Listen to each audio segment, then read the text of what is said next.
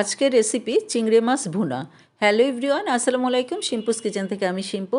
আজকে চলে এসেছি খুবই মজাদার একটা চিংড়ি মাছ ভুনার রেসিপি নিয়ে। আমার এই রেসিপি যদি আপনাদের ভালো লেগে থাকে তবে প্লিজ লাইক, শেয়ার, সাবস্ক্রাইব করতে ভুলবেন না। সবার আগে রেসিপি পেতে অবশ্যই বেল বাটনটা ক্লিক করবেন। যখনই আমি কোনো ভিডিও দিব সবার আগে নোটিফিকেশন পেয়ে যাবেন। তবে চলুন দেখে নেওয়া যাক কীভাবে এই চিংড়ি মাছটা আমি ভুনে থাকি।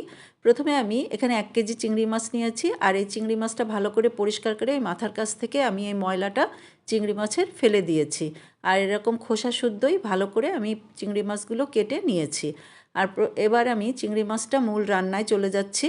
এখন প্রথমে আমি একটা কড়াই নিয়ে এখানে টেবিল চামচের প্রায় 4 চামচ তেল দিয়ে দিলাম। আর টেবিল চামচের আমি 3 চামচ পেঁয়াজ বাটা দিচ্ছি। মোটামুটি এখানে বড় পেঁয়াজ আমি 5টা নিয়েছি, যতটুকু বাটা হয়েছে ততটুকু দিয়েছি।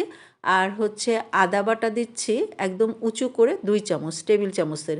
আর চায়ের চামচে মেপে এখন হলুদ গুঁড়া চায়ের চামচের 1 চামচ, মরিচের গুঁড়া 1 চামচ, ধনে গুঁড়াও দিব 1 চামচ, আর জিরা গুঁড়াও দিব 1 চামচ। সব কিন্তু আমি 4 চামচ মেপে দিয়ে দিচ্ছি। ধনে গুঁড়া দিলাম 1 চামচ, এবার জিরা গুঁড়াও দিয়ে দিলাম 1 চামচ। আর একটা কাশ্মীরি মরিচের গুঁড়া, এটা কালারের জন্য আমি দিচ্ছি, আপনারা যদি মনে করেন নাও দিতে পারেন। আর এখন লবণ স্বাদমতো দিয়ে ভালো করে মশলাটা একদম কষিয়ে নিব। মশলার কাঁচা ভাবটা একদম ভালোভাবে যেন চলে যায়। আর কাশ্মীরি মরিচের গুঁড়াটা কিন্তু আমি দিলাম একটু কালারটা সুন্দর আসার জন্য। আপনারা যদি মনে করেন এটা দিবেন না, নাও দিতে পারেন, মরিচের গুঁড়াটা একটু বেশি দিলেই হবে। আর ভালো করে এখন মশলাটা আমি কষিয়ে নিয়েছি। আর যে চিংড়ি মাছগুলো বেছে একদম পরিষ্কার করে রেখেছিলাম সেই সম্পূর্ণ চিংড়ি মাছটা এখন ঢেলে দিলাম। আর এই চিংড়ি মাছটাকেও ভালো করে এখন মশলার সাথে কষিয়ে নিব। আর চিংড়ি মাছ কিন্তু হতে খুব একটা সময় লাগে না, খুবই তাড়াতাড়ি হয়ে যায়। এই কষাতে কষাতেও কিন্তু অর্ধেকটা হয়ে যাবে। আর আমি ঝোলের পানিও কিন্তু কষানোর পরে সামান্য দিব। চিংড়ি মাছ কিন্তু খুব তাড়াতাড়ি সিদ্ধ হয়ে যায়। এখন একটু ঢেকে দিলাম। আর কিছুক্ষণ ঢেকে দেওয়ার পরে ভালো করে কিন্তু আমার কষানোটাও হয়ে গিয়েছে। আমি কিন্তু কয়েকবার এসে নাড়িয়ে দিয়েছি। আর এখন কষানো হয়ে যাওয়ার পরে এখন অল্প করে আমি একটু ঝোলের পানিটা দিয়ে দিব। দিয়ে আর কতগুলো কাঁচামরিচও দিব, যেহেতু আমি ঝালটা একটু কম দিয়েছিলাম এই জন্য কাঁচামরিচ দিয়ে দিব।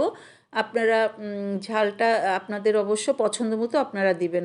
আস্ত কতগুলো কাঁচামরিচ দিয়ে দিলাম। এখন একটু ঢেকে রাখবো প্রায় 5-10 মিনিটের মতো, তাহলে চিংড়ি মাছটা কিন্তু একদমই সিদ্ধ হয়ে যাবে। আর আঁচটা কিন্তু আমি মিডিয়ামের থেকে লোতে রেখেছি। আর চিংড়ি মাছ কিন্তু সম্পূর্ণ আমার হয়ে গিয়েছে, তেলও ভেসে উঠেছে। এখন আমি ধনেপাতা দিয়ে একটু ঢেকে রাখবো। 2-3 মিনিট পরেই আমি এটাকে এখন চুলা বন্ধ করে আমি ঢেকে রাখবো। 2-3 মিনিট পরে এটাকে সার্ভ করবো। আর যে যেখান থেকে দেখলেন সবাইকে অজস্র ধন্যবাদ।